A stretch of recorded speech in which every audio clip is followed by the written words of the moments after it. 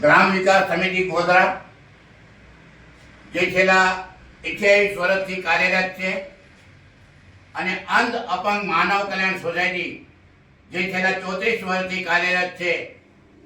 આજના લોકાર્પણના કાર્યક્રમ અંધ અપંગ માનવ કલ્યાણ સોસાયટીના પ્રમુખ મહોદય માનનીય શાંતિલાલભાઈ ગણાત્રા, મસ્કત ગુજરાતી સમાજના સ્થાપક ડોક્ટર ચંદ્રકાંતભાઈ ચોથાણી, સંસ્થાના ઉપપ્રમુખ અરવિંદભાઈ શાહ, સંસ્થાના ખજાનચી પ્રતાપભાઈ ચોથાણી, સંસ્થાના સહમંત્રી સુલતાનભાઈ વીર, લાભાર્થીબેન અને ભાઈઓ, આપ સૌ જાણો છો તે મુજબ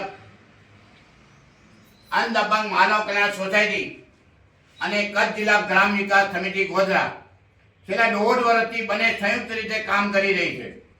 અને કામ જે કરે છે એ એવું કામ કરે છે, લોકાર્પણનું જે બહેનોને આત્મનિર્ભર કરવાનું ખાસ કામ કરી છે, દિવ્યાંગો માટે કામ કરી છે, બીએસએફના જવાનો માટે કામ ચાલુ છે.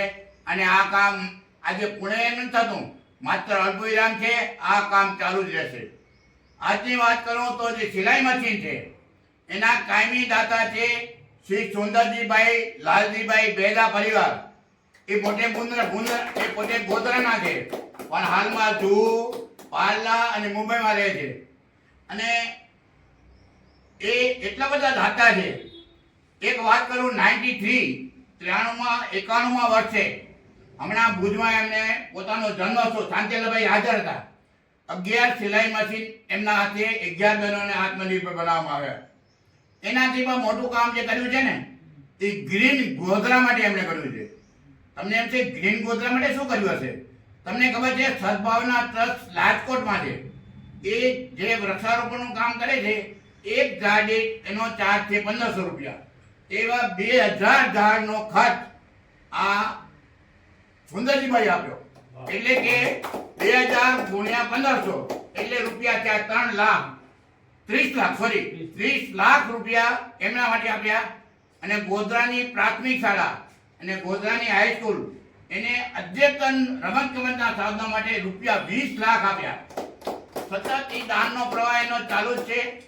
અરવિંદભાઈ જોશી જે સંસ્થાના પ્રમુખ છે, અરવિંદભાઈ મુંબઈ બેઠા છે, પણ સતત કચ્છની ચિંતા કર્યા કરે છે. અને કોઈ પણ માંગણી અમારા મારફત કરવામાં આવે તો વધુમાં વધુ 24 કલાકમાં એ માંગણી મંજૂર થઈ જાય.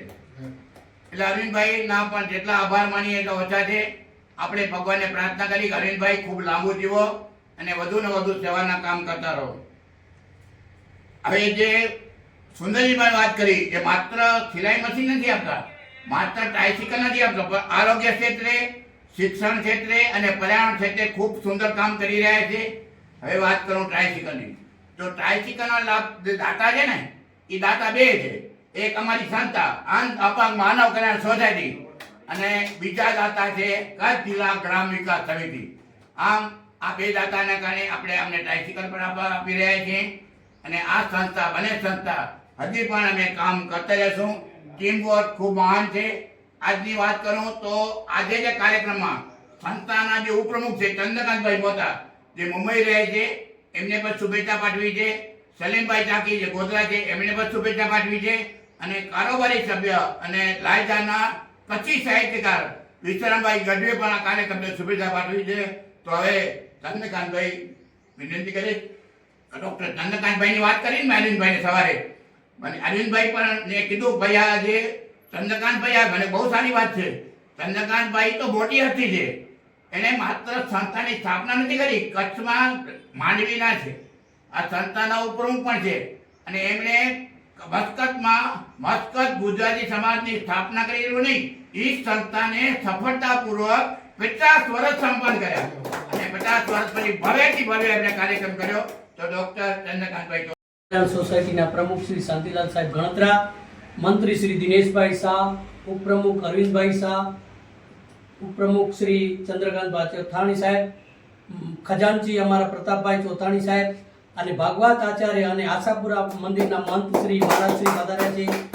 અને ગોધરા ગ્રામ વિકાસ સમિતિના પ્રમુખ અરવિંદભાઈ જોશી સાહેબનો અત્રે ખાસ આભાર વ્યક્ત કરીશ કે દિવ્યાંગોને ટ્રાયસિકલ અર્પણ કરી અને બેનને લાભાર્થી બેનને સિલાઈ મશીન અર્પણ કર્યું. અને ખાસ કરી તો દાતાર પરિવાર સુંદરજીભાઈ બેદા સાહેબનો ખૂબ ખૂબ આભાર વ્યક્ત કરું છું કે એમને આત્મનિર્ભર બનાવ્યા બેનશ્રીને અને દિવ્યાંગભાઈને ચાલતા કર્યા. પંખી પાણી પીને से ना घटे सरिता को नीर, धर्म करता धन ना घटे, सहाय करे रघुवीर. धन्यवाद. Thank you.